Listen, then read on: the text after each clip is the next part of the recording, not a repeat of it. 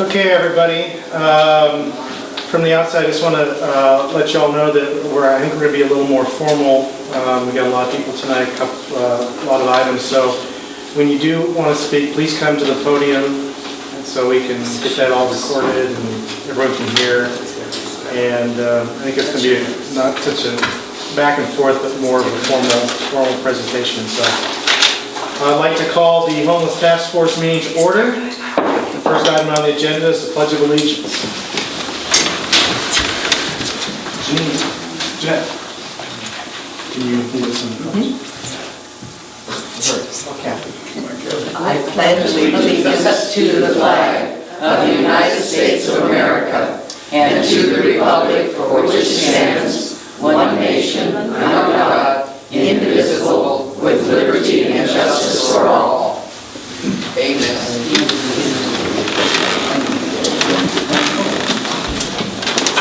And some of you saw Matt a little early. Oh, here he is. Had to take a phone call. Here he is.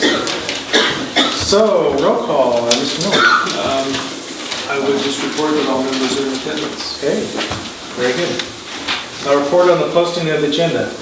That was posted at 2:30 p.m. on the 7th of November. Okay. And approval of the agenda. Is there any additions, corrections, subtractions, changes? Not see any. Okay. Public forum. The public may address the task force on any item of the public interest not otherwise on the agenda that is within this jurisdiction of this task force. No action may be taken. Matters to be addressed may be referred to city staff or placed on a subsequent meeting agenda. Speakers are limited to a 5-minute presentation. Is there anyone who would like to speak under public forum? I would just like to say that I was informed last night, and I believe it's still true this morning, there are 2 places still left in the mental health first aid training class.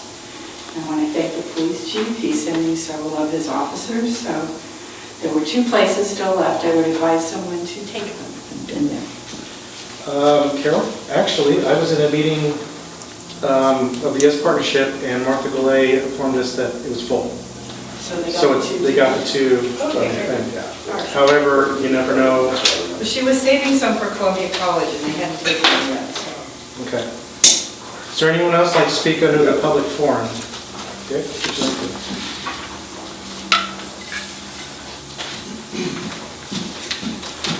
Good. I've got 2.5 minutes for two distinct areas. One is the structure of the task force itself, the successful studies in the past in looking at the way that the task force has been managed. City of Denver, Fort Worth, Modesto is looking very good. And what I'm encouraging this task force to do is to expand and look in, not reinvent the wheel, but look at the way that it's structured so that we're getting all of the important elements within the society coming together with a good solution. First one. Second one, it's been our experience with the people trying to go back to work, the homeless people going back to work, they get all wrapped around the axle of this revenue recovery. And Fresno and I think Modesto both come up with I think, a workable solution to that. I think we need to look into it. I read it in the Modesto Bee, so I'm giving you second-hand information, but the way that they did it, according to Modesto Bee, is they got the representative in this area, in the Modesto area, Stanislaus County area, they got it over into the budget a year ahead of time. And then they was able to get it, once it's in the budget, then they was able to get the money extracted from that, and they set up a homeless court.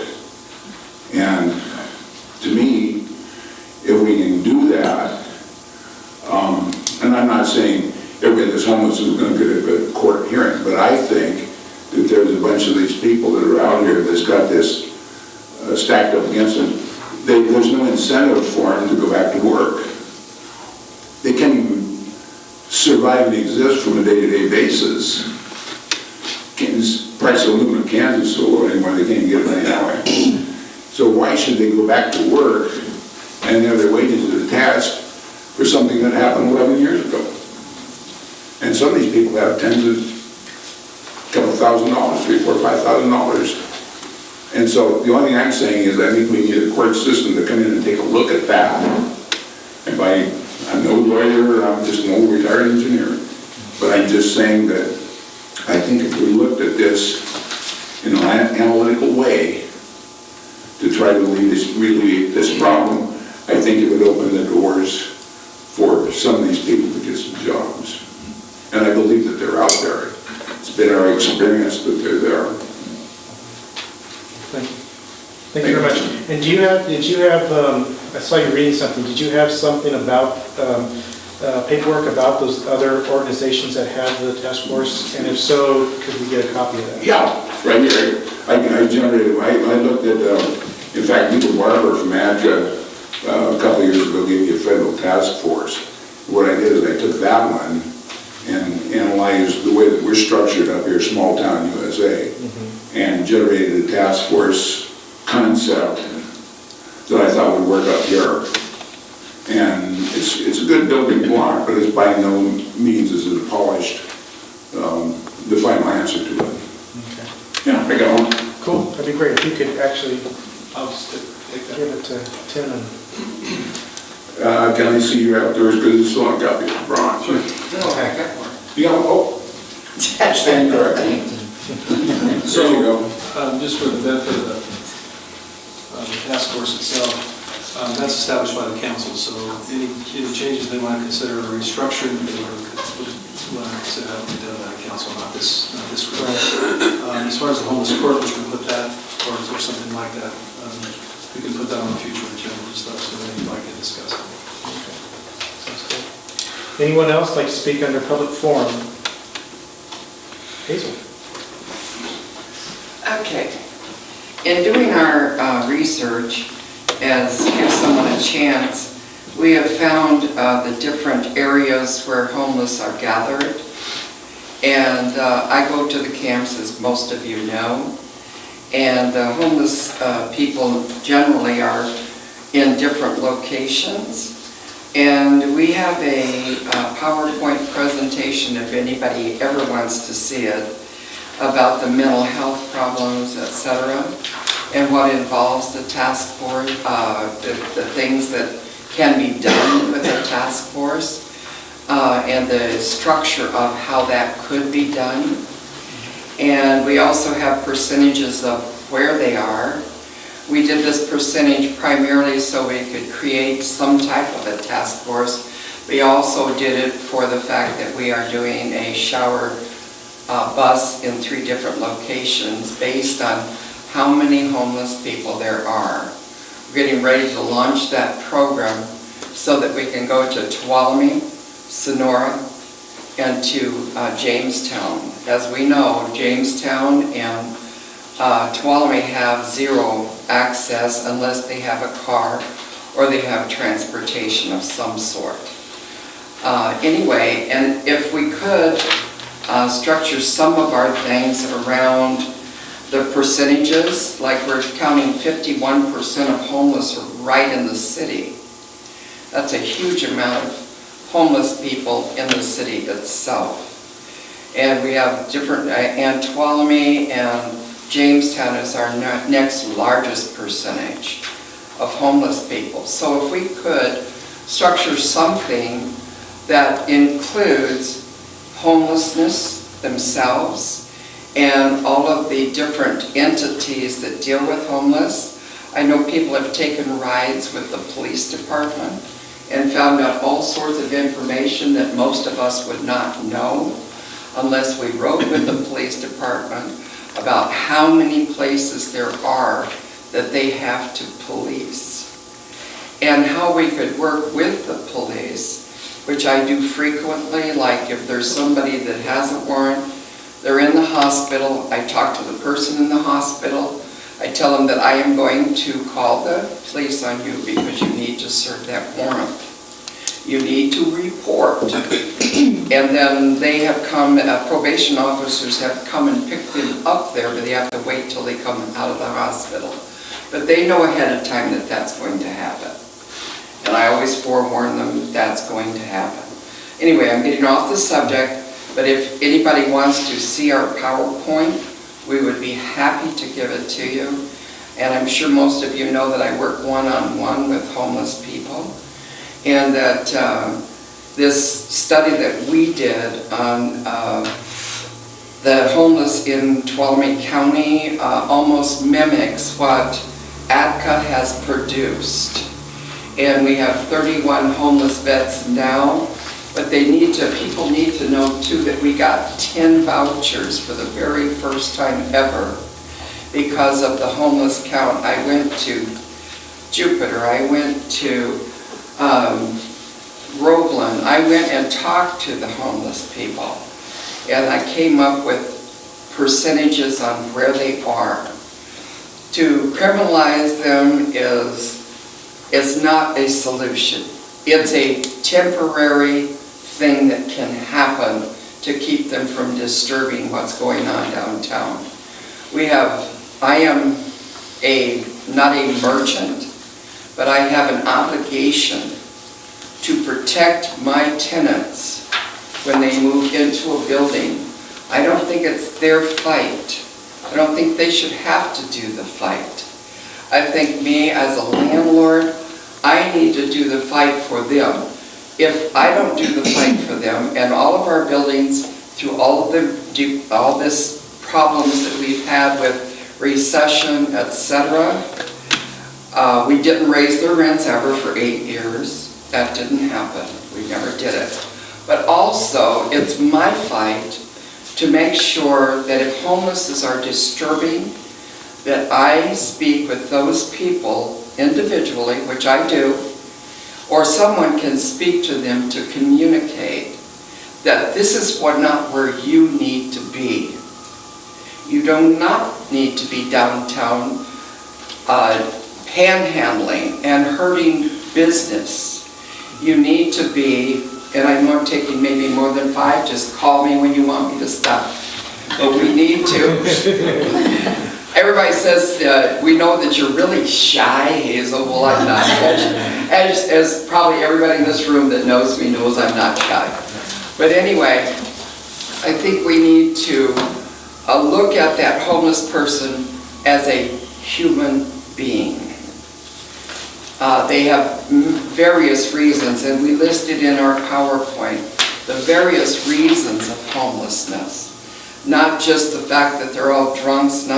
We have only 28% with addiction problems. And yet that doesn't, there's 73% or 72% that doesn't have addiction problems, but they do have mental problems. And my time is up, and I thank you so much. And if you ever want to hear it, it'll take me more than 5 minutes. So, thank you. If you want to calendar that as an agenda item for a presentation, we can do that at committee discretion. We can talk about that. Is there any other public forum?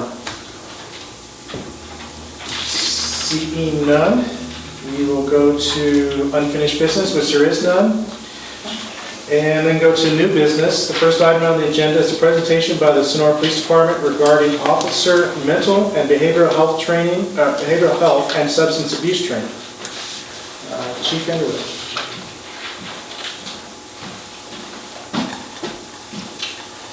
Good evening. Over the past several years, there's been many nationally recognized and nationally publicized use of force incidents between law enforcement and persons with mental health disabilities. That's created a nationwide awareness for the need for additional training for law enforcement to identify the symptoms of persons with mental health disabilities, as well as the training to de-escalate situations involving persons with mental health disabilities. Also, over the past several years, at least in what I've seen here locally, there seems to be a reduction in available behavioral health type services and/or an increase of persons with mental health disabilities. And according to the Peace Officer Standards and Training, which is a commission, a California commission that basically dictates mandated training for police officers, peace officers throughout California.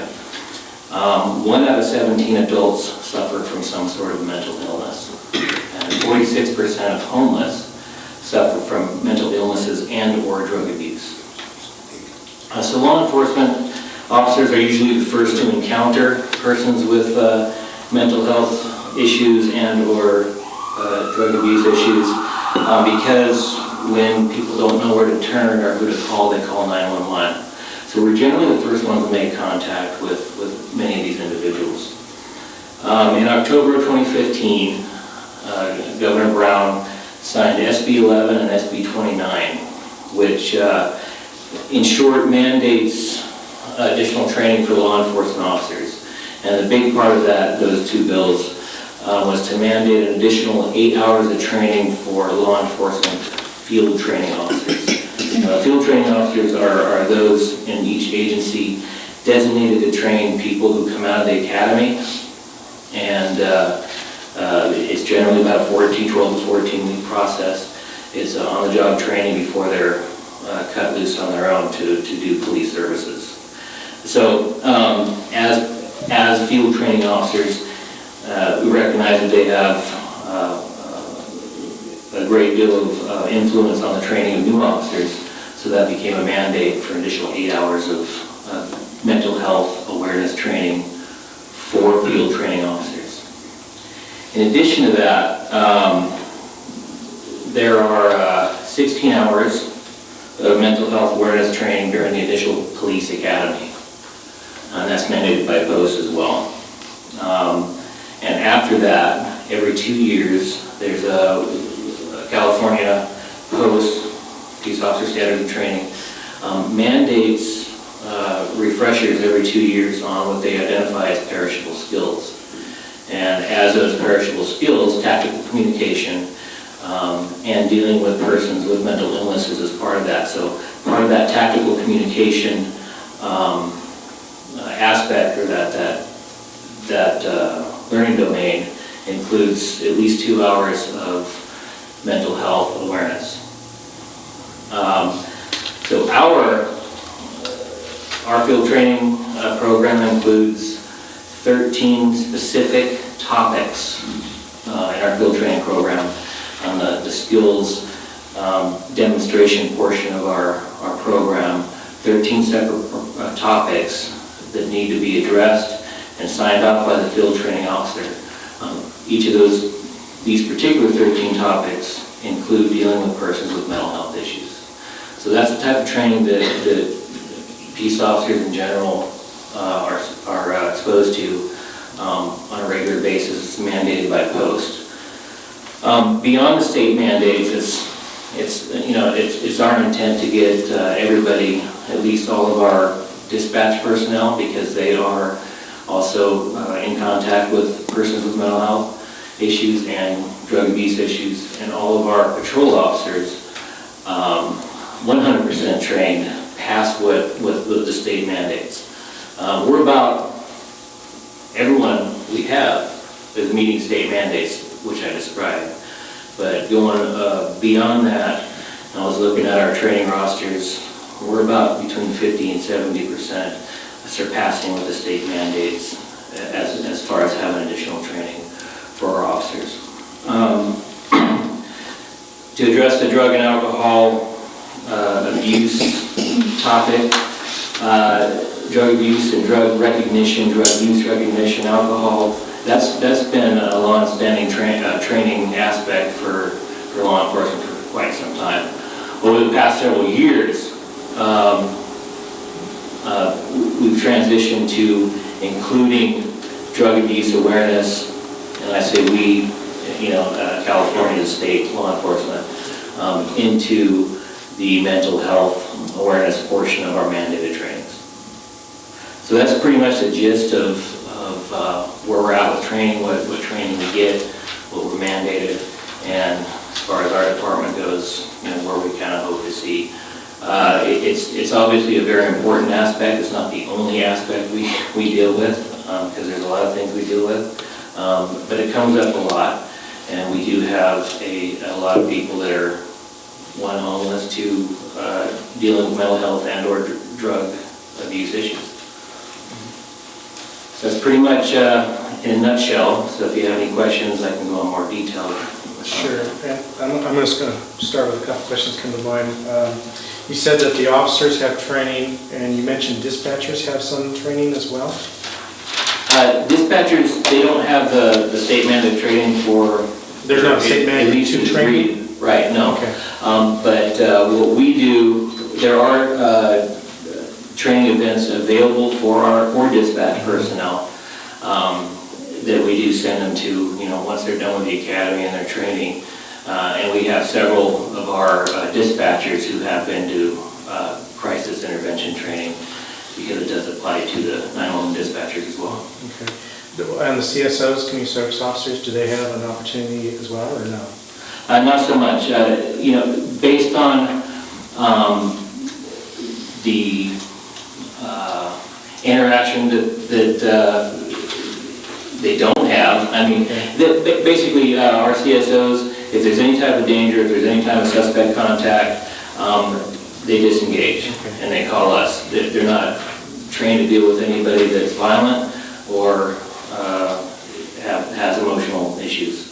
So they disengage. All of our volunteers that do our patrol work, they disengage. They're a set of eyes and ears for us. They notify those with that training, and we respond to that. Okay. This, I don't know if you know this, and this may be a question for Mr. Miller as well. It's a different first responder to a different agency. Our fire department has to deal with the homeless and a lot of issues, especially in medical issues when it's called with the police department. Do they have any kind of training through posts or anything really to deal with? Not in the same way the police department does. They're not mandated to do so? Okay. I don't think so. When Amy gets back, we can verify that with her, but she's out for the next couple of weeks. Okay.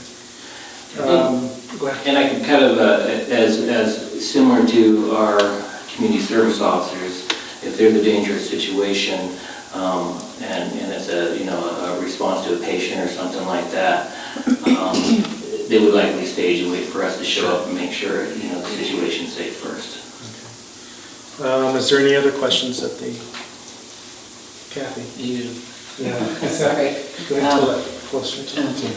Mine's not necessarily a question. I'm the director out there at Interfaith, and I have a lot of folks that come out there, and they will often talk a lot about things. And one of the things they've said consistently is they're being treated from your department specifically with great respect and kindness, and like just regular people. Nothing. They don't go into an issue with a label already placed on them.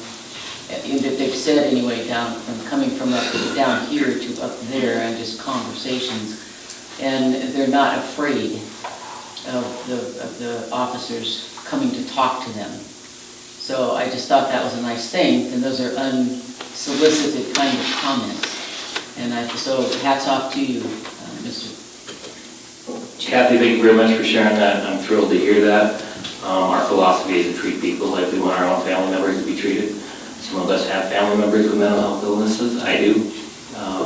So thank you. And it's, I can't take the credit. It's our department in general. We have a lot of really good people. Thank you. Thank them too. I will. The other question I was thinking of was, the sheriff has to go through the exact same mandates as the police department? That's correct. So California Peace Officer is a California Peace Officer, where they're deputy sheriff, highway patrol. They are a sworn CAL FIRE. So if you were a California Peace Officer, you fall under the mandates of the California Peace Officer Standard and Training. And that's the law enforcement part of CAL FIRE, not every Correct. CAL FIRE. Yeah. Correct. Jeanette? Yes, I would also like to say at the drop-in center how our people are always treated very, very well by the officers. I really admire them.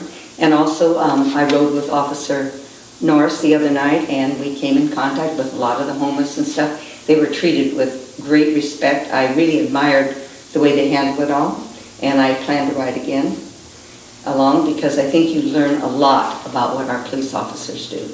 Also, maybe you would tell them a little bit about that new, that we all met the other day at the fire department.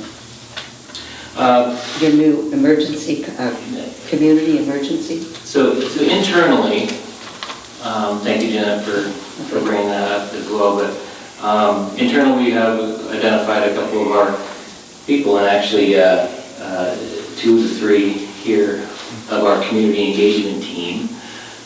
It basically is just a personnel we have internally to kind of focus some of their efforts on the issues of homelessness and mental health and those type of things that affect our community. So the plan is to get the individuals who are a part of that team additional training, past what I want everybody in our department to have, but additional training, and they can start doing training within our department. So internally, that's what the community engagement team looks like.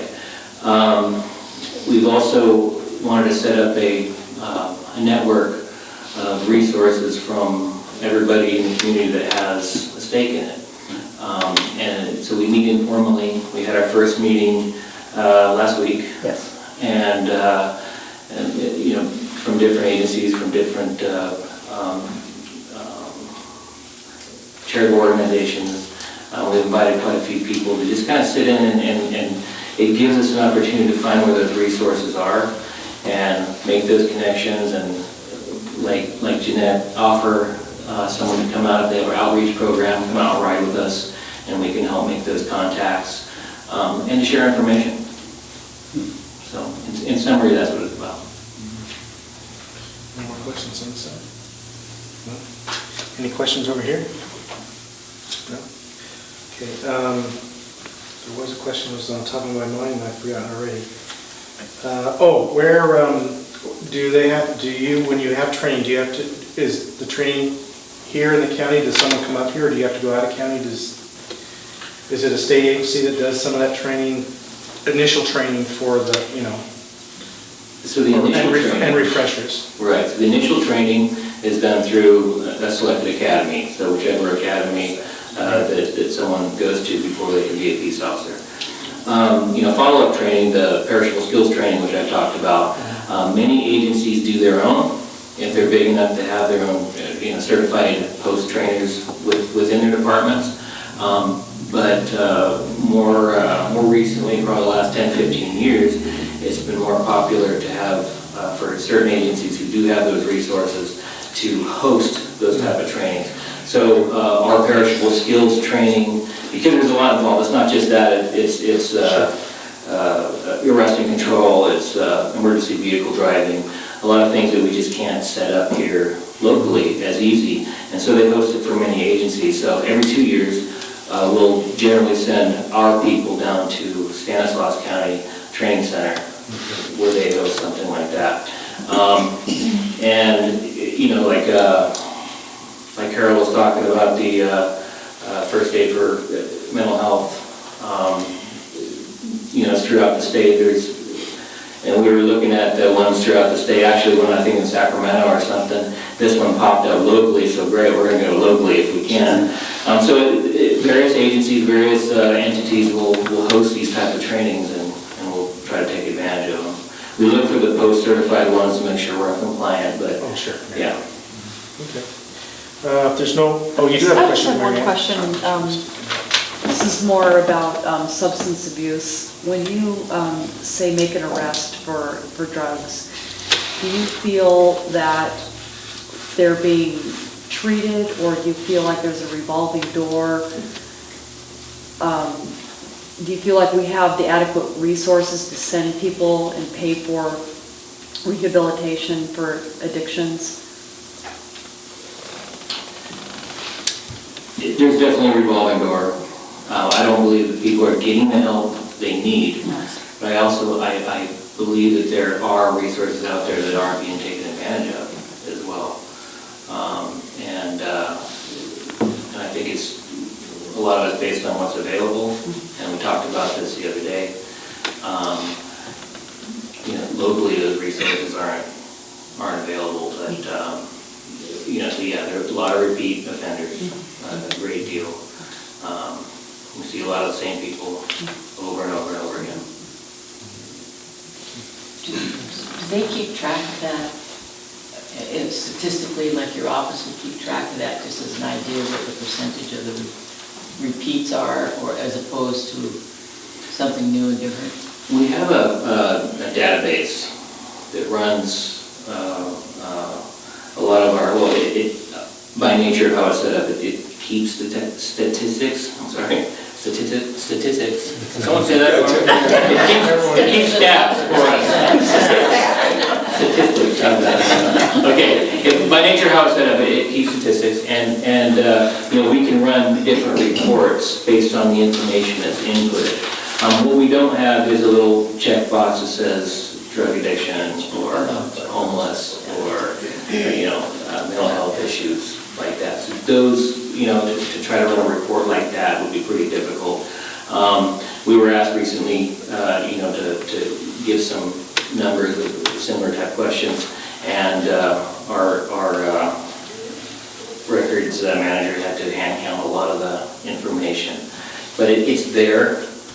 It's just not readily available by the, push of a button sometimes based on how it's set up. But we do keep a lot of those records. I wasn't necessarily meaning the label of what the issue is, but more just the repeat and, okay, so there's a repeat, but where do we help step in and work with those repeat folks? What happens to that? Is it just constantly happen, or is there any referrals, or is there any follow-up with that kind of thing? Mm-hmm. So we don't have a next step, so we are in law enforcement. If someone's arrested for drugs, they're arrested for drugs, and we see him again. He goes to the courts. The courts have programs set up that they mandate. Sometimes they work, sometimes they don't. We generally see him again, revolving door like we were talking about. Maybe that's something that, like Jeanette was referring to, the meeting we had, that we share that information with resources and say, we've dealt with such and such 15, 20 times in the past month for a heroin overdose. What resources are out there? What can we do? Because they either go to the hospital, they go to jail, and then they're back out using again. We show up and we either take them to the hospital or jail again.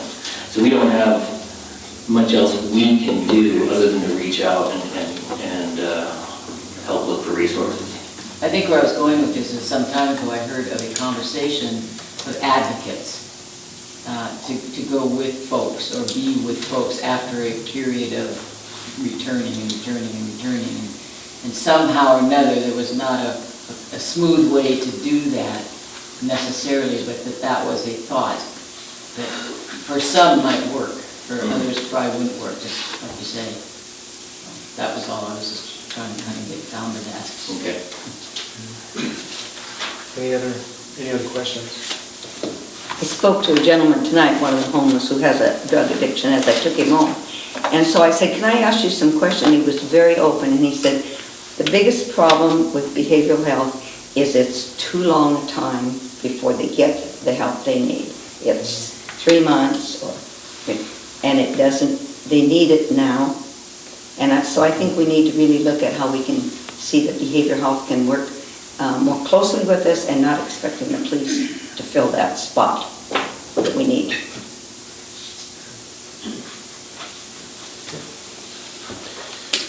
Public comment. See if there's any public comment regarding the officers' training. It's the subject we've been kind of straying a little bit. Of course there's public comment.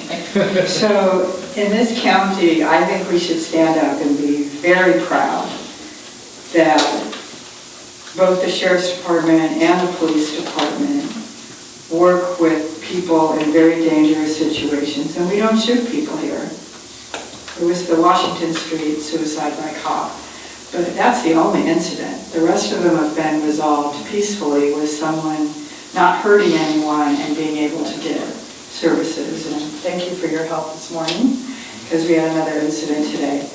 But we should be very proud of that, because if we were in Stanislaus County, they'd shoot you in the blink of an eye. So, we should be very proud of that.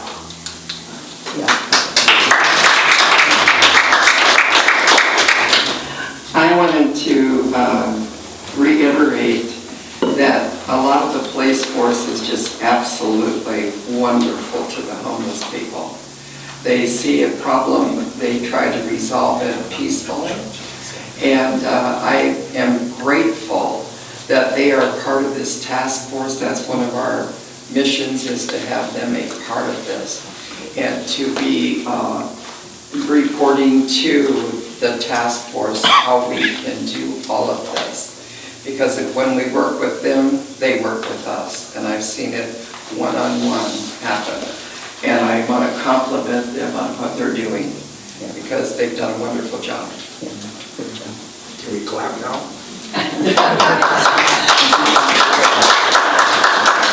Anyone else? Public comment? Okay, so thank you, Drew, for your presentation, and thank you, Sergeant Wertz and Officer Hankins for being here as well. The next item on our agenda is presentation by ATCA representative regarding the point-in-time or pit count. And I guess we'll turn to Raj. Great. Let me turn the projector back on. It just kind of went off on its own, didn't it? Just taking your ballast. And we can dim some lights when we... Oh, yeah, see you what got we it. need. Try again. You got it? Okay. Just have to flip a couple different switches. You gotta figure out which ones they are. Two far ones, yeah. All those. And Tamara Dockstader and I will co-present this. I recognize a lot of folks in the room, and I apologize in advance that I think a little over half of you have already seen this in its entirety. At least once. At least once. But I also appreciate the opportunity to share this information in multiple settings in the county because it's important data. So a little background, Tuolumne County Supervisor Sherry Brennan was wanting to get a well-rounded picture of the numbers of homeless in Tuolumne County. So the Board of Supervisors would have some comprehensive data as they were trying to figure out what to do and how to respond.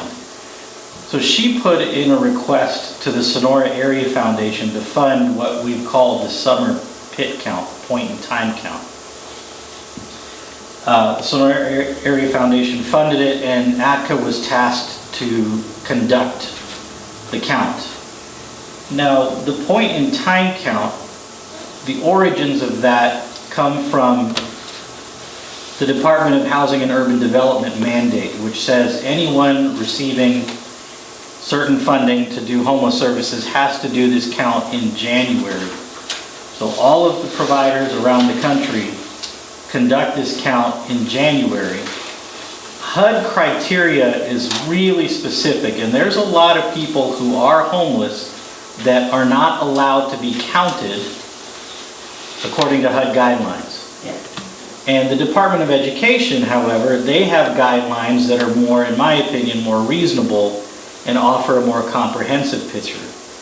So because our funding for this count came locally, we had a lot of flexibility in conversation with the supervisors, with the Sonora Area Foundation, and with our own expertise at ATCA to develop a count that we thought that where the metrics would really give us a comprehensive picture. So one of the things that I'm asking people to do is to not really compare these numbers with the numbers you'll see January after January, because the mandate around what we're allowed to count and not allowed to count are different, but this is pretty good. And Tamara, if you could come up. Tamara was instrumental in driving this count, bringing people together, and so she'll take these next couple of slides. Great. Everybody hear me, I'm sure, right? Okay. The way the survey was completed is that we got a lot of volunteers, a lot of you here today, and they went out in known camps. They went out where other people were on the streets, in the stores, in the laundromats, places that we know where the homeless people are gathered. So they asked a series of questions, and the questions were anywhere from your age, how long have you been homeless, where did you come from, and that's the information. So the point in time date was September 24th, which was a Sunday. And so the question was, for the next couple weeks, where did you sleep on Sunday, September 24th? We covered the entire county this time, which is not always the case. We haven't been able to get up into Groveland. We had a pastor of a church up there, went in with the sheriff's department, they got it into a few camps. We didn't get huge numbers out of there. We know that there's more there, but at least we got some numbers out of there. We have two forms, and I'm really glad to say we didn't get very many observations forms. We had one-on-one interview forms, and those are the ones where we asked all the questions. And then for those that we knew they just could not approach, but they were visibly, or you could tell they were homeless, we only had 24 observations. So out of all the big numbers that we'll present in a little while, only 24 of those numbers were actually observations. And again, who was involved in the count? The entire community. Law enforcement was great. Probation was involved. Behavioral health. And there you go. Sheriff's Department, domestic violence shelters. Health and Human Services. CalWORKS got a lot of members from CalWORKS. CalWORKS is a program that if you have children and you're not working, you can get help. So we gathered a lot of numbers there. You have to be homeless to be on that program. And social services. Great. So now we're going to dive into the data for a little bit. The overall survey results break down by age as follows. The total number in the count is 711. And that last identified lines, total observations of 24, as Tamara described, in many instances in PIT counts, the observation number hovers around 50%. So Tamara's leadership and the volunteers who did the count did a remarkable job, and I mean a remarkable job of entering into conversation with people to learn more about their situation so we could then, as a community, have a better, richer understanding of the difficulties folks are facing. So it's astounding what this survey, this count produced. Some national statistics which help us understand, which we are seeing, have seen locally and will continue to see. Children are the fastest growing homeless demographic in the United States. Families make up approximately 41% of the homeless population, and this third one is always heartbreaking. And this is a few years old. The average age of a homeless person in the U.S. is 9.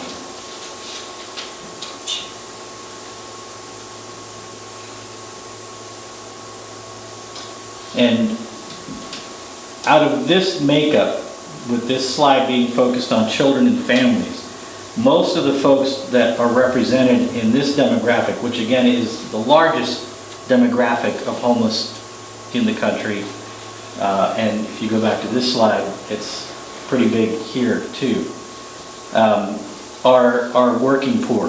These are folks that are working 1, 2, sometimes more jobs, and those entry-level minimum wage positions, even at 40 hours a week, just don't make it for a family anymore. We wanted to be very deliberate about doing our best to ascertain who are Tuolumne County residents that are experiencing homelessness and who are folks that have come from elsewhere that are experiencing homelessness. And this, by age, is how that breaks down. You'll see that the younger ages in Tuolumne County is staggeringly high in contrast. I mean, 6 years old to 17 years old is 137. That's a big number.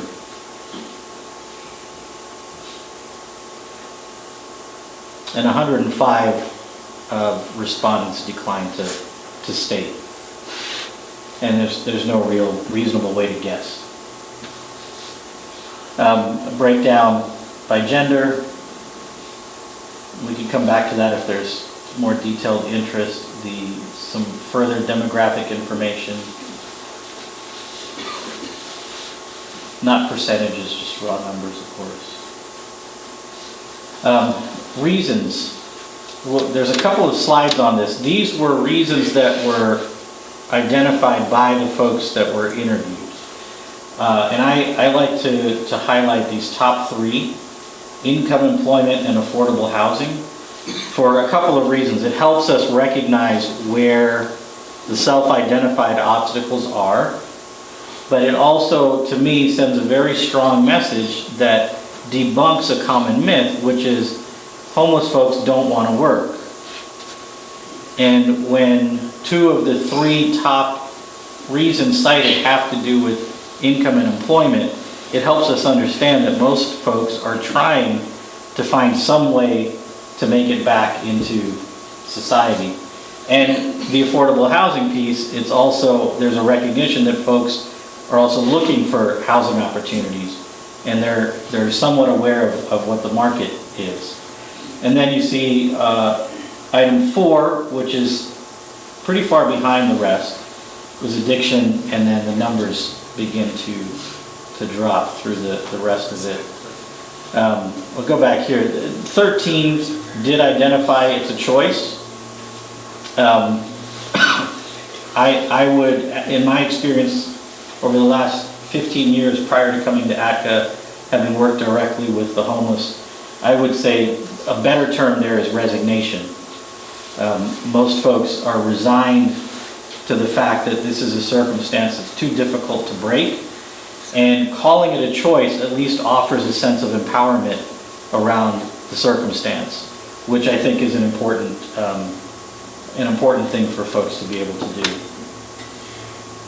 And there may be a couple that truly choose to be without a roof, but it's certainly not a big part of the number. The counters ran into grandparents who are raising their children that are homeless. A couple of the reasons that were cited, one was unexpected responsibility and lack of finances. The other was, I was living in a place and the lease said only X amount of people, and now with my grandkids, we got evicted and can't find another place. Domestic violence, in the previous slides, domestic violence isn't really cited as being that high, but the folks that have experienced it actively or in their lifetimes, it's a pretty significant number. But there's a disconnect between citing this as a reason and citing this as something that folks have experienced.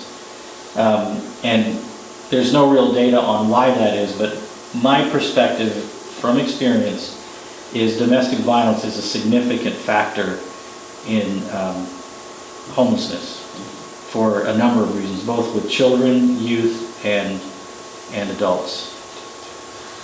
And I mentioned before, with that statistic, something I was surprised at is almost 50% of the 128 were men that responded to that question. And I think a lot of us just think it's a male on female type of domestic violence, or a male on a child. And so that was something that, I popped my bubble and said, wow, I didn't expect that. It was something I absolutely did not expect. So many people responded. These are things that were actually written down in no particular order that our interviewers, our census takers wrote down. And so some of the respondents said, ask God. I gave up a long time ago. Nobody will help me. I have bad credit. We both work but can't find affordable housing.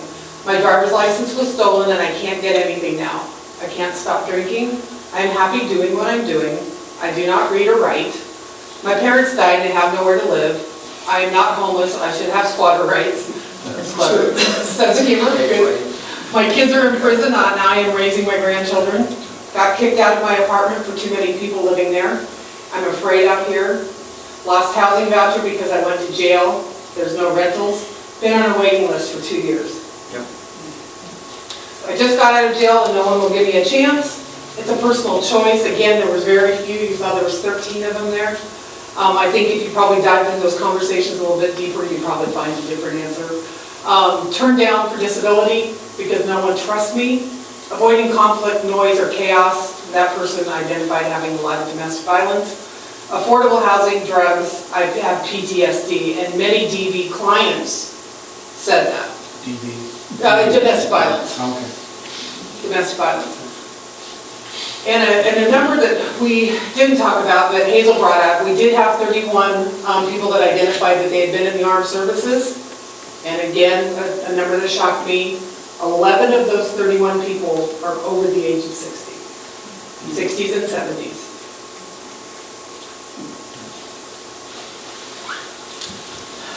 Volunteer comments. They found a brand new camp. They did find a new camp in Jamestown we didn't know about. I had no idea it was this bad. What can we do? We feel helpless. We want to be part of the solution. I am so sad. Can we start a tent village? Why is there a camping van? Where are they going to go? People have the wrong perception. They need to do what we did and talk to them. Most everyone we talk to does not want to be homeless. They're a group of 8 high school kids living in tents and still going to school. And I think that number increased. But I think we found out, and we've got possible, we may have some freshmen in that group now. They're not as old as we thought they may have been. So they don't want to talk to us. And nobody's been able to talk to them. So these are community members. They deserve dignity. So there, when we presented this information initially a few weeks ago, we had the second part of our time together as a conversation around what's next. It was a good conversation. It led to a meeting that happened again last night in follow-up where we talked about a low barrier intervention, which we can maybe do here at another time. And one of the things that came up was concern about the winter time. And there isn't that I'm aware of, a published protocol around what triggers warming centers, et cetera, et cetera. So I was able to contact public health and get the person responsible for that, and they will be at this meeting to present that information, answer questions, because a lot of the folks in that room and in this room and that will hopefully be in the room on January 11 are folks that actually are involved in caring for the homeless in our community and should be fully aware of what the inclement weather protocols are, so we can be part of the response. But we want to have some objective data. So I'm excited that worked out. And I just realized that might actually be a conflict with our standing meeting for this group. Oh. But it was the only date that was available where all the necessary parties could be. And I apologize for scheduling that with the oversight, but maybe we could adjust. Or maybe we could combine the meetings. Well, there might be that possibility. That would be fine, because it'll be here in Sonora at our service center. But we could move the location to this site if that would be preferable on the 11th. We'd be happy to do that. If it's at the APCA office, we're moving to the second floor. We have a lot of people. We were standing in the hall last night, so it was a great position to be in. So, but we are, if it is there, we have a bigger room downstairs. Thank you. Okay, any questions for Raj from our task force people? Yeah, I have one. So Raj, can you go back to that one where it said about employment? This one? Yeah, it said no job. And I'm wondering, does that mean that they really want to work, or can they work? Do they have a way to get to work? But because otherwise it just says no job, so I'm not real clear on what that encompasses. Yeah, it encompasses all of the things you just said, and more. Yeah. So, just the problem is highly complex. The solutions are very complex and have to be individualized. However, we can engage in interventions that are somewhat uniform, things that we're already doing, things that we will probably do next, in the hopes of connecting people who are experiencing homelessness to individuals who can help accompany them and also provide professional scale services to help move things forward for them. We didn't ask further questions, but employment was a big one. And, you know, Dick, you mentioned earlier about homeless court. We're working on a presentation around homeless court as well as part of this conversation. And one of the things that I want to stress, and I don't want to speak for all the homeless providers and advocates in the room, but personally, I think many of us would agree that excusing past ills isn't the objective here. You know, there needs to be a consequence, but we want to see the consequence be one that is manageable in the present, that doesn't become such a cement block that it keeps them buried. Exactly. But figure out a way to say, okay, you know, you did something wrong, you got to pay for it somehow, but it can't be so monumental. And yes, you know, people didn't show up to court dates, they didn't pay the ticket on time, and there's a myriad of reasons for that. And one of the ways I put it is I'd like to see us move from a punitive system of justice to a restorative justice model, which doesn't excuse bad behavior, but any consequence is framed in a restorative framework rather than purely punitive. And homeless court does that really well in many of the jurisdictions it exists in. Thank you. So Are we open to public questions? Not quite yet. I want to make sure I get everyone in the task force, all their questions and any questions. I'd like to add something to what Kathy said. When we put this data together, I would say the majority of the questions that when this question was answered had multiple layers. It was no income, no address, no this, no that. So the only way for us to discern any kind of broad data is I took whatever was on top, because I figured that was a priority. But there was very, very few that just had one bullet point. There's several layers to it. One question I had, could you explain, you mentioned that there was only 20 some odd observed. And what exactly is observed? How is that? What that is in a typical point in time count, you will walk into a place and people will scatter. Right? Because you're a stranger, people don't know you. These folks didn't run, is what you're saying. What I'm saying is, these folks ran. Or they were unwilling to talk. Oh, I see. But the surveyors, based on their judgment, made a visual assessment that this person is probably homeless. But they won't talk to me, so I don't get detailed information, but I'm going to count them as a homeless individual. I'm glad you explained that, because in my mind, I had the exact opposite thing. These are the 24 that you actually went to the camps and actually observed, seen in the camp. No. And the others were actually, see, there you go. No. So this is, I could be having a burrito at the taqueria downtown on a break from doing the count and see somebody walk by and go, oh, I haven't seen that person, but they really look homeless. And by the time I leave my burrito on the plate and run outside, they're gone, or they say, I don't want to talk to you. Right. I can write them down as an observation. And it could be at a camp, it could be at any location, but based on, a visual screening. And I think most of us are probably pretty good at ascertaining, making a good guess at who might be homeless. So that's what that is. Okay. And that's why it's remarkable that every single other one was a conversation. Yeah. So a huge credit again to Tamara and the team of volunteers that went out there. Some who already had relationships, but some who are also a non-threatening presence and could engage in conversation with people, and we learned a lot. Okay, great. Thank you for asking. We failed to clarify that. Okay, there's no more questions from the forum, or from the task force members. I'd like to open up to public discussion, or public comment, rather, on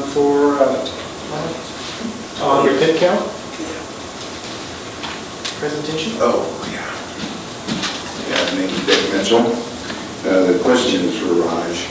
On your statistic that showed the 711 homeless in the county here, You said about 375 were from Tuolumne County and 230 some, and then there's another 100 or so that 105 declined. If I go from one extreme to the other on the statistics, roughly half of them are from here. More than half. More than half, yeah, 60-40, pick a number, however you throw the 105 in there. My question to you is your experience in other communities. These people are here because they got family, they got ties somehow to the community. It doesn't make sense to me on these camping ordinances where you can't come in, because the people have to come into town to go to probation officers, they gotta come into Walmart, they gotta come to the drop-in center or whatever. There's too many, in my mind, better than half of our population that requires ties to our community somehow. Have you experienced that in other communities? Oh, yeah, as far as ties to the community? How do they handle it? I think the difficult part, when a community engages in this work for the first time, or it's been a while, one of the most difficult hurdles to overcome is a recognition that these are our people. Yes. And so somehow things didn't work right for them, and they're in this situation. And when you realize that they're ours, it stings a bit, because we feel like either we failed, and then our tendency is to just put the entirety of the blame and responsibility on the person. And what I'd like to see us do, and I'm not trying to make anyone feel bad, but it's an opportunity to reassess where have we dropped the ball with our young people, because they all started off as children. Many of them started off as children right here. The other piece is, when we're talking about transitions, when crisis happens, this is even if you have a good paycheck, and you went off somewhere after college to work, but then maybe a health issue comes up, there's a relationship breakup, our tendency when we're in crisis is to go home. We're going home, with the exception of someone fleeing domestic violence. Then those people are in great risk of personal safety, at the greatest risk of actually being killed when they flee a domestic violence situation. They want to be somewhere that's new, they don't want to be recognized, they don't want to use their name. But most people, when they're dealing with homelessness, they're either already near home or trying to find their way back to wherever home is. By the way, I think that was fantastic that Captain guys did. I think the statistics really reflects what we're seeing in our community. Yeah, I thank you. I think it is reflected. A follow-up question on that. Ratio of in-county to out-of-county, on your other experiences, is it similar, or is we got higher out-of-county or lower out-of-county? This, I was surprised to see as many from out-of-county as showed up.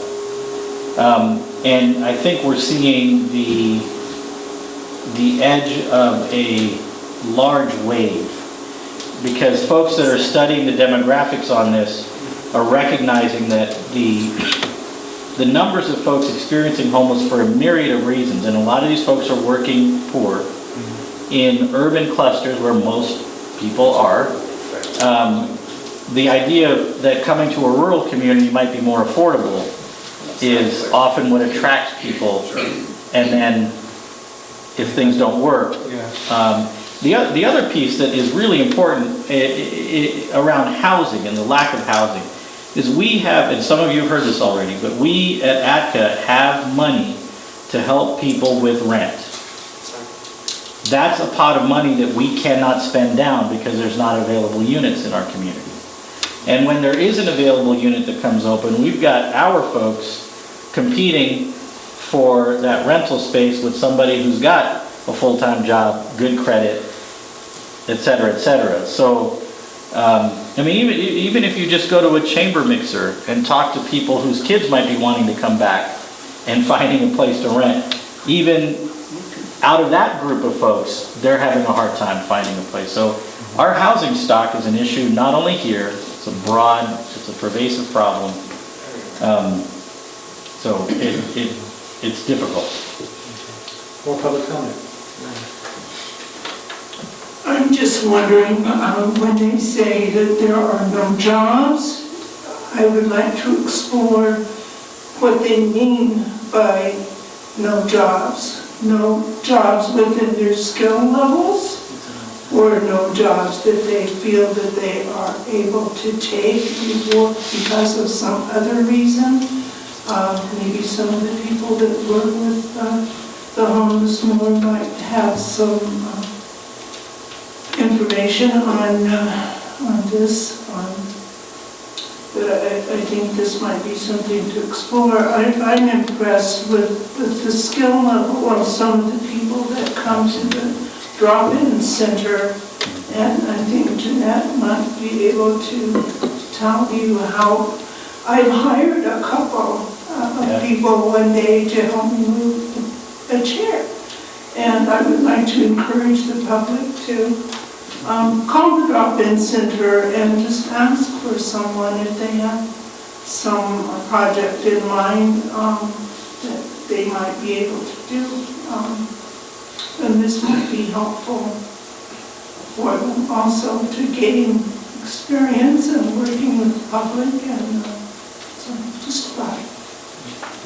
I'd like to comment on that. See if no, go ahead. We'll see. Okay, go ahead. Okay.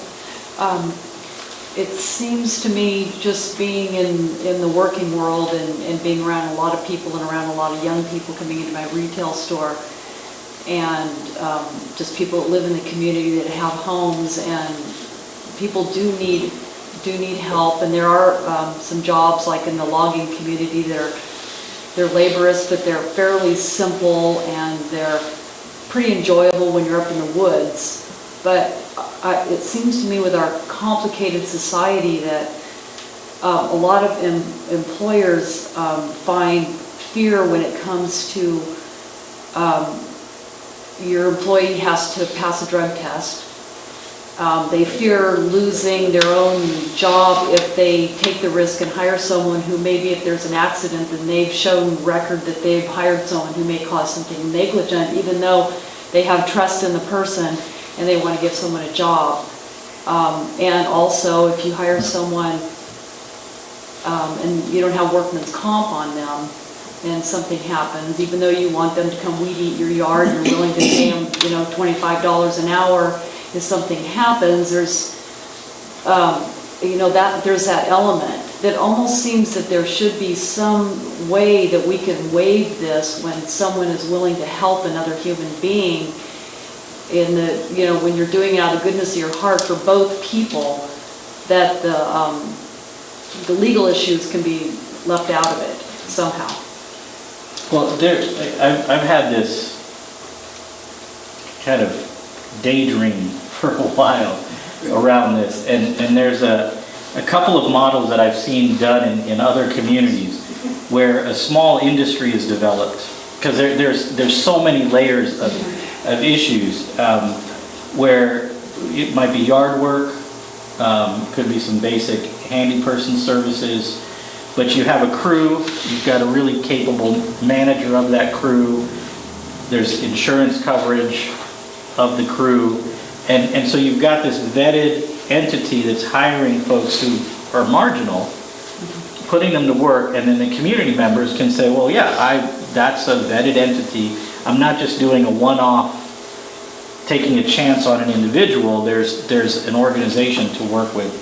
But that, that requires more overhead than just hiring an individual. It requires a bit more of a structure. And I'm not exactly sure how that would work in this community, but opportunities to get people back in the workforce are welcome, for sure. But again, back to the homeless court idea, a paycheck becomes a real problem when all of it, or virtually all of it, is going to get garnished and sent elsewhere. Again, maybe for good reason, but we've got to work together to help restore people rather than continue to punish them. That's correct. Any other comments? Can I just make a real quick comment? I worked in the insurance industry for 25 years, so almost every insurance policy, homeowner's policy, has workers' comp on it. So It's just kind of, just keep that in mind, that your insurance policy does have a level of workers' comp. Just call your insurance agent.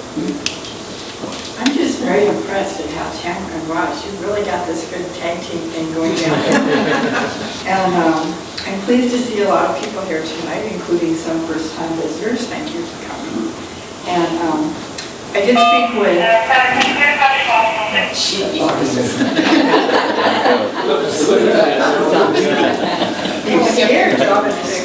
I did speak with Ethan Billigmeyer this morning, who is taking over kind of the OES for the county. And he said he would be absolutely more than happy to come to any meeting you would like and speak to you. Great. Because I know he participates in warming centers and stuff too. So I would suggest your January 11th meeting, maybe a combo meeting here. And I want to applaud Colette, who has come to every one of the ACCA meetings, which I think is impressive. And then on the observation thing, I just want to say that 2 of them were people that I saw. And one did not want to talk to me at all. And the other one was young and didn't want to talk to me at all either because he was young. But I've seen him enough in Jamestown and here that that was easy to figure out. I just didn't know how old he was. So he just got arrested the other day, I heard. So he's older than I thought he was. So,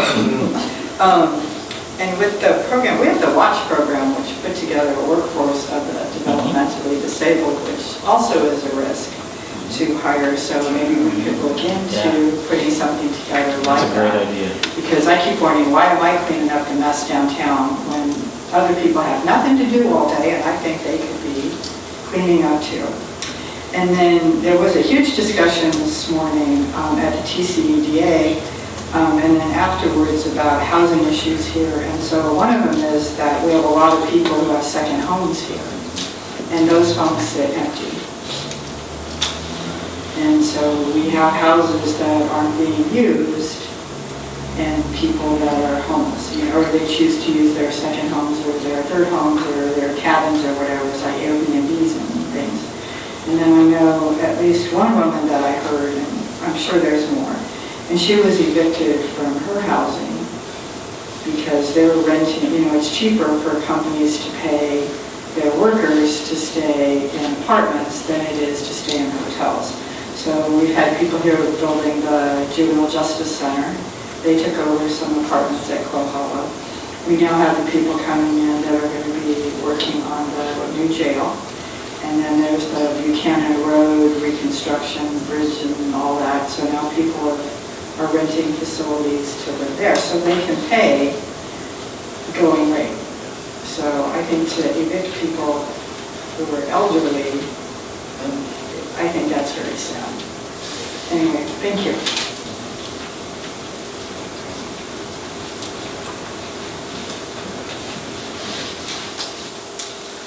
Mary Lynn Ashburn. Before coming to this area, I did work in Mountain View with an organization called the Mountain View Day Worker Center. And that is a model that we might study. There is some sort of a network of organizations like that. We worked with a center in Seattle.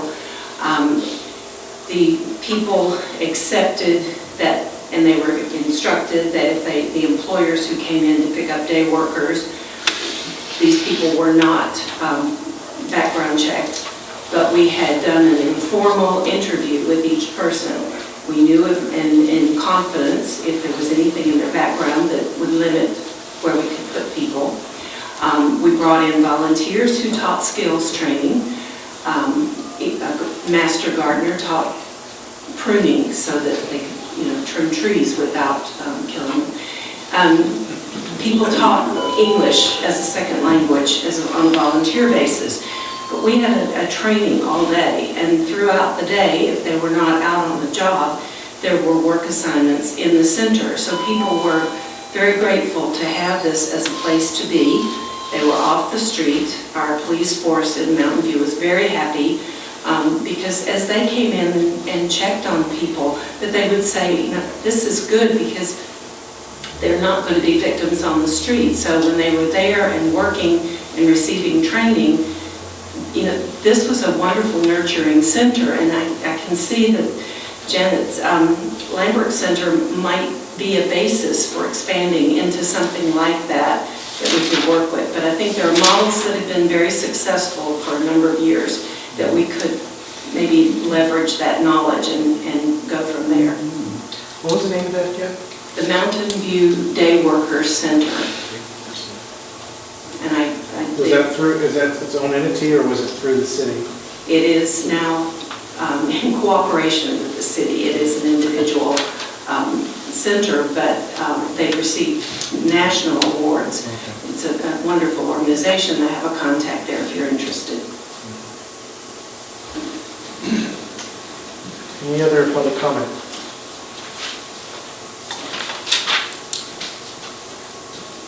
Having worked with the homeless one-on-one, a lot of the reason they can't find employment is because they have a post office box general delivery, and that doesn't go over well with people looking for employment. They also many times do not have their IDs. They also have no access to $9 to go and get an ID. So a lot of the things that we do is we pick up that slack for them. We get them a P.O. box. And it's not just us that would do that. Other people would probably be willing to do that, to give them a post office box so that if they're looking for a job. And another thing they don't have is any transportation whatsoever. Whenever we hire somebody to work with GSAC, we have to pick them up, take them home. We have to make sure that they have an ID. We have to make sure they have medical coverage. And many times they don't know that these are the kind of things that have to happen. I've taken people to social services before because they wanted to get their California ID. They didn't even have a birth certificate and nothing to prove that they were even here. So we go through the process of getting their birth certificates. We go through the process then of getting them a California ID. And then we go through the process of transportation to try to get them to and from work, which is very difficult to do because a lot of them would love to work, but they have no way to get there. They also have no place where they can be referred to as a upstanding citizen. There's no address. They have no address to use. And so therefore the employer, of course, would look at them like, and then they come in a little disheveled because they haven't had a proper shower, they didn't have proper clothing or whatever. So those are the kind of things that I think we need to address, because I know a lot of them would desire to go to work. It's not that the jobs aren't available, and some of them do not have the skills or the education. I have one gentleman that his grandmother started him on pot at 9 years old, and we know what a debilitated mind that is. And so we have to work with him extremely close in order to repeat performance. Once we repeat it and repeat it and repeat it, he can come back and do whatever it is that you've asked him to do. But to have him think on his own, he can't do that because of the debilitating thing that he had from pot itself. So there's lots of avenues that we have to look at when we're talking about they want jobs. Well, a lot of them do. And it's not because they want to be in the camps. They just don't know how to maintain a job. We've taken them to the public library and gotten their GEDs for them. And they've gone through the process, but there's a way, they have to find a way to the library because they have a program there for GEDs. They also have a program at the Columbia College, which we take them to. And they enroll in, and they have a program there where the Columbia College absorbs all the expenses to get them their GED. And so we take them there, but transportation again is a real problem. Anyway, those are just some of the things that are open for discussion, and Thank you very much, and I think you guys are doing an exceptional job. Any more public comment on the head count? Okay, is there any follow-up discussion or questions from the task force? I'll make a couple of comments unless, okay. You know, it's interesting, I see the affordable housing up there, but it's not just affordable housing. Sometimes there's groups that get together and they can afford it. A year ago, I was placed in a bad situation, and I'll go public with that later, but I actually called several different rental companies in the county, you know, looking for places to rent. I'd find a place I could afford, got a job, and they said, okay, so you have to have rental history for 12 months or 24 months. Okay, great, I rented from my in-laws. Oh, that doesn't count. Then yeah, it gets better. Now, I say, well, hey, I've got the deposit you need, I've got all these things. Well, we're gonna run your credit if you don't have a 720. Well, I don't have a 720 right now, I'm going through a divorce, it ain't happening. Okay, boom, can't rent. I actually went to the point where I was able to get 6 months rent ahead of time, and I think $1,000 a month, so I was able to get $6,000 together, call the same rental company back. I have $6,000 and I will keep it 6 months ahead. Oh, I'm sorry, but that really doesn't work here. Okay, so I've got money that I can give you right now, cash, to rent this place, but you're not allowing me to rent. No. Okay, I've got 20 references, good references of people that can, no, it doesn't work. They're looking for a credit rating, which I understand that, but they're not looking at a lot of the character. Now, that's another issue. They're not looking, you know, so you hear about, you know, apartments being trashed all the time, you hear about housing being trashed all the time, but the people have the money and the credit rating, they're not looking at the character. I know some of our homeless, and I know some of them have really good character because I talk to them on a regular basis. There are others, obviously, that don't set a good example, but I'm not talking about that. It's the housing and affordable housing and all the hoops that people are made to jump through, and it's something that once I'm able to go public with my story, I'm going to carry the torch on this because it's just not right. But again, even with my background, the money, I couldn't rent. No one would rent to me until May, and I found, and it's only because God's grace, I found the landlord I did. He said, I don't care if you have a job or not.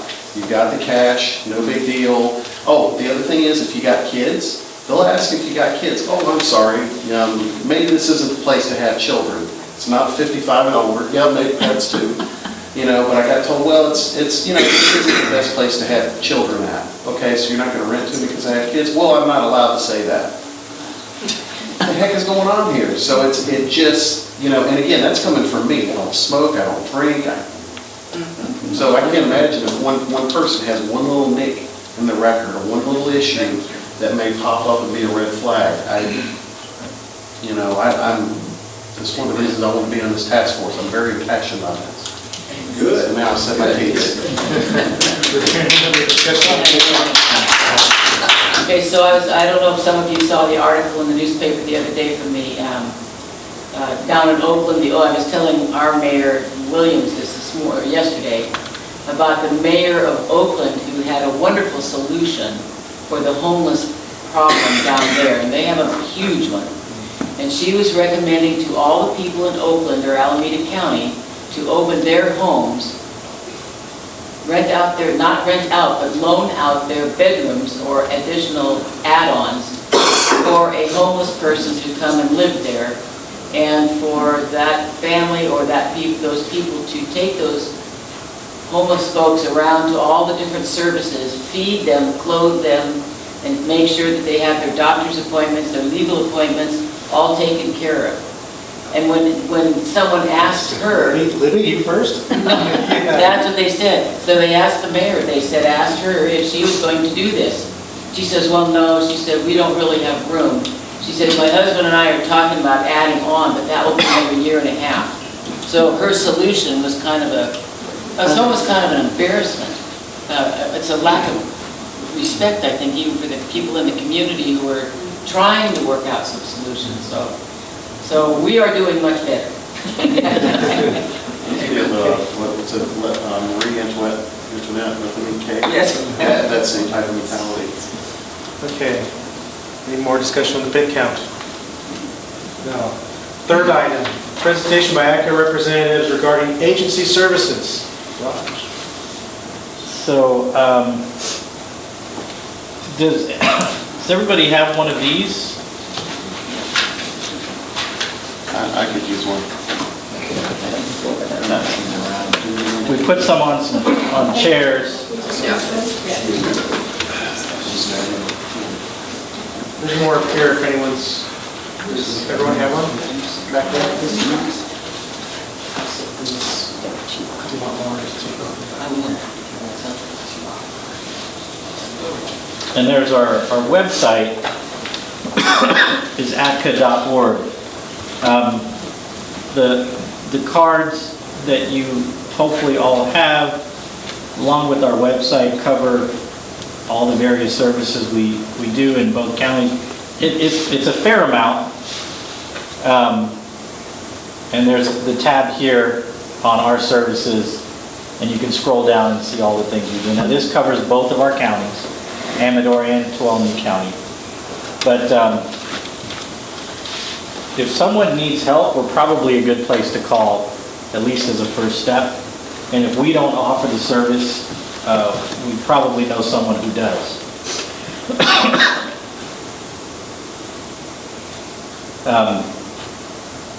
Some of the better known programs in Tuolumne County are our food bank. There's been quite a bit of news buzzing around them. They just had their first annual turkey drive. The goal was to get 1,800 turkeys so we could distribute 900 at Thanksgiving to families and 900 at Christmas time to families. And they met the goal, largely due the Diestel Ranch said on Saturday, which was when the turkey drive was, that during the hour of 11 to noon, all donations towards turkeys or actual turkey donations, we will match. And unbeknownst to us, the Chicken Rancheria Council showed up with a check for $18,000 and said, we hear there's a match. Here's 900 turkeys. And Diestel Ranch was there. Their representatives were there. They said, done. So just in that one act of generosity from two local entities, the goal was made. Plus there were additional contributions from community members and both of turkeys as well as monetary contributions. So we're really excited. We're just couldn't be happier. And now our food bank director, Denny Avery, is nervous about next year. We had such a good go this year. Hopefully we can do as well next year. She's already planning ahead. The other services, Tamara's here as our director of housing. We operate a shelter here. We do rapid rehousing. There's other services. Bob's actually here too, who's one of my heroes, who works with us and does a lot of outreach to the homeless and helps keep our facilities that serve folks in good order. And we're grateful for Bob and what he does. We do suicide prevention, child abuse prevention, drug abuse prevention, primarily in partnership with the YES Partnership, because Bob White, the director of the YES Partnership, is also an ATCA director. People think the YES Partnership is an ATCA program. So we are the fiscal agent and we house the YES Partnership, but that is a community collaborative that ATCA partners with. It is not an ATCA program, so I just want to put that out there because it's also a well-known program in the community. And you can read the rest, so maybe there's questions. That might be a better use of our time. Okay. Is there any questions among the task forces? Before I open up for public. Yeah, I'm looking at you, Kathy. No? Okay. I will. Okay, so is there any public comment on ACCA services?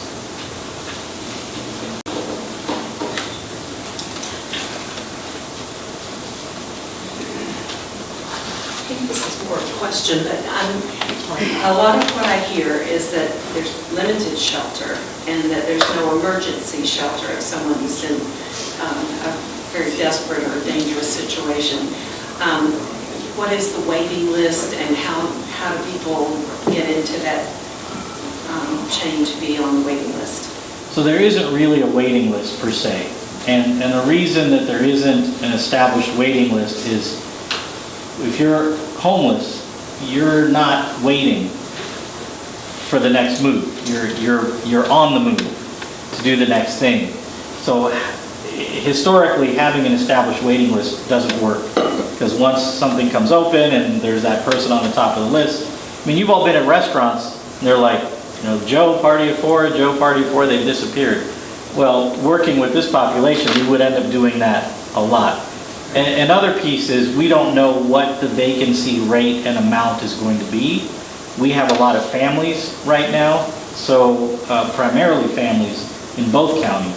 So if a family of two leaves, it's two people, and we've got to parse through the folks that are needing two places right now that would qualify. And again, I really look forward to making the presentation on the low barrier model, because our shelters, truthfully, are not low barrier shelters.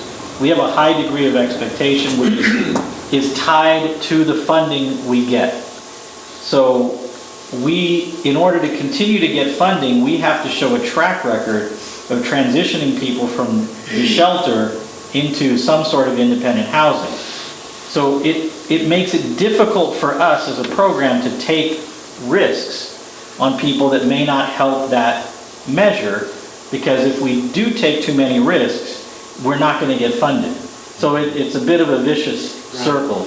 So there's a real need. Can you in a couple sentences kind of describe the difference between high barrier and low barrier? So people are kind of, at least that don't Sure. know. Well, we'll start with the shocking headline, which we'll explain when we get more time. But a low barrier shelter would not require any sort of sobriety. It wouldn't allow use on site, but it wouldn't expect you to quit drinking or using to show up. And there's some expectations around behavior, but not being sober. That's a process. And we currently have no residential type programs that would allow for that. So that's just one slice of the thing. Well, the reason why, because I didn't know if everybody knew, because sure. Not everyone was at the meeting last night. Right. We are in public comment. Yes. I'm just wondering, when we're talking about children, do we have children that are staying out without shelter? I mean, the numbers on the slide just shut down the program, but in Tuolumne County, I think it's 170-ish? 177 Children that are minors that under are 18. living outside or in a car. Outside cars, garages, a lot of people, when they're couch surfers, they're living in people's garages or sheds in the back of the property. So they do have some. Some do. Some do. Some do. There's the group of actually more than 8 high school students who are living in a tent and still going to high school. So they're camping.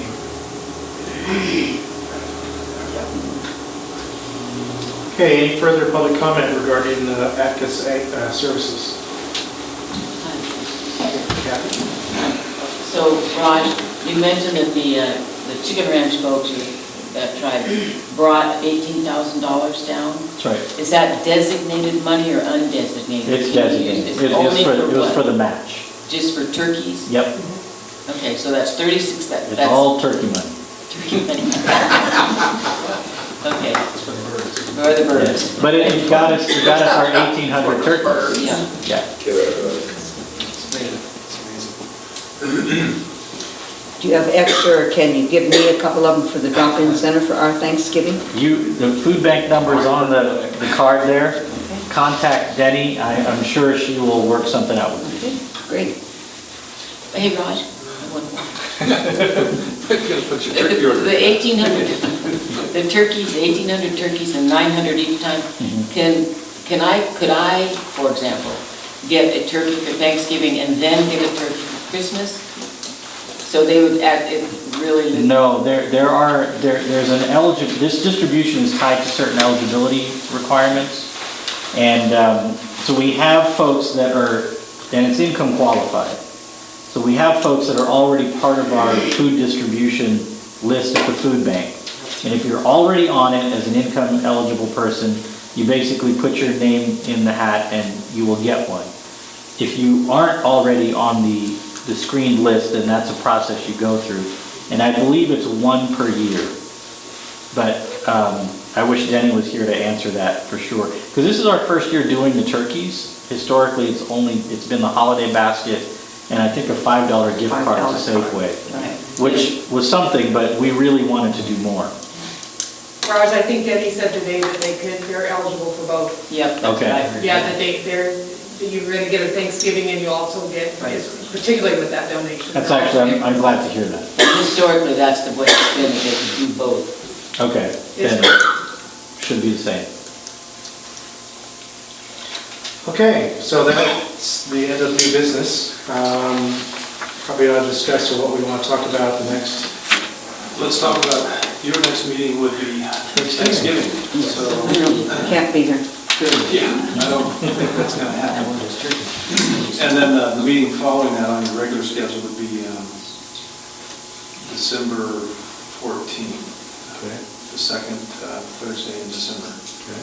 So if everybody will update their calendar as to the schedule. And then we'll talk about what the topics are that you might want on your agenda. Well, first thing that comes to mind is when does Raj want to talk about Low Barrier? Yeah, that's actually a great time. Be happy to do that. Is that good? Yeah, we'll be here. The January, we'll see what happens with the January meeting, whether we combine it or. And then the other offer of presentation is information that GSAC has, very powerful presentation. Do you want to? Sure, we could do that. Want to do that? Yeah, that's okay. Did you want to do that one on the 14th and then do Low Barrier at another time? I think we'd have time for both. Both? Okay. We have time for both, unless you. Yep. expect Happy yours to do go it. long. I think the conversation might be robust, but I think we'll be okay time-wise. Okay. Well, if that's the case, I think there's probably the two topics we ought to plan on. Just those two? Yeah. I'd really like to hear from a lot of it, maybe Mary Ann can help us with that, is that, this really stemmed from a lot of the merchant issues, and I'd really like to hear some voice, more voices from the merchants in town that have issues that I'm really not necessarily aware of what those real issues are for my own education. I guess if we wanted to invite merchants in that have concerns And just hear them out. yeah, hear them out. And I think what also brought me here was that my elderly parents live above Stockton Road overlooking the Lower Save Mart. And there's 14 acres of brush land up there. And they're concerned about fire. But yet my parents are very compassionate about people. They've born and raised here, and my dad kind of feels like people should be able to still just build miner shacks out, and kind of live like old cowboys, like they used to. He tells about how they used to just go to Safeway and get the free food when the pig farmers would pick it up, and he used to bring it home to us too. So he just doesn't like the idea of people in the brush in unsafe areas on a bank, smoking cigarettes when it's 105 out and the wind's blowing. And that it's just very frustrating for him to be in downtown Sonora and been, born and raised here, and to see it become this way to where he doesn't feel safe. And his little house was built by high school students as a project in 1915. And it's just another thing how far we've come from handwork. got all the high school kids together and they got to build a house as a project and it's lasted this long. It couldn't have been built that bad. So and they still, they're living in this little house and that's just how things are changing. So that's, maybe I'm a dreamer and wish we could go back in time somehow, but that's just an issue, the safety issue of where people that don't have homes are being camping. Okay, so I think we've got a good Also like to, we talked with Drew earlier about, would like to hear from the fire service at some point too. We can bring the report on that. At some point, would you like to have some of the homeless come and present? Because I've talked to several of them, there's 2 of them here tonight, who have said before they were willing to, and you could ask them questions, because we're going to try to help you, but we need to first find out, what is it? They can listen to us, but I think we need to listen to them, and I do have some, the gentleman I talked to tonight said he would too. So I'd like to see us schedule that too. Yeah, we should, I think we talked about having an agenda item that was ongoing for a while, that gave them the opportunity for us to actually ask questions of them. Because what the public forum is, you really can't ask questions of, because that's a non-agenda, this should be agendized. Yeah. So if we could, Tim, have something like that for at least a couple meetings as an ongoing effort. Okay, I think we're all set, are we? Yeah. Okay, so thank you very much for coming, and we'll see you again on the 14th of December at 5:30 right here.